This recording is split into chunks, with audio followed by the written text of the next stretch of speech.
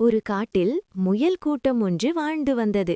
அந்த முயல்கள் பச்சை பசேலென இருந்த அந்த காட்டில் கிடைத்த உணவுகளை எல்லாம் உண்டு சந்தோஷமாக வாழ்ந்து வந்தன. அவர்களுக்கு அங்கு சுலபமாக சாப்பிட உணவு தினமும் கிடைத்துக் கொண்டிருந்தது.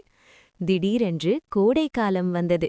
கோடைக்கால வெப்பம் அதிகமாக இருந்ததால் அங்கே பச்சை பசேலென இருந்த புற்களெல்லாம் கருகி பாலைவனம் போல் தோற்றமளித்தன. இந்த முயல்களுக்கு சாப்பிட உணவு எதுவும் கிடைக்காமல் மிகவும் அவதிப்பட்டு கொண்டிருந்தன.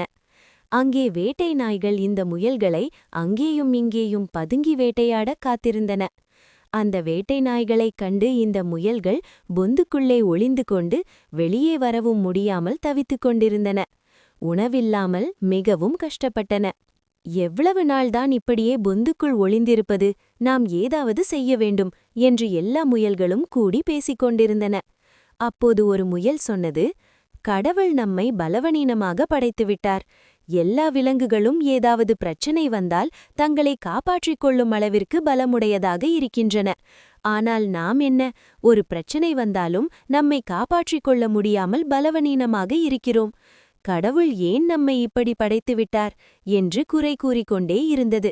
அப்போது மற்றொரு முயல் சொன்னது, என்னால் இதற்கு மேல் இதை பொறுத்து கொள்ள முடியாது. பசியினாலும் இந்த வேட்டை நாய்களை பார்த்தும் பயந்து ஒதுங்கி வாழ்வதை விட சாவதே மேல் என்று சொன்னது.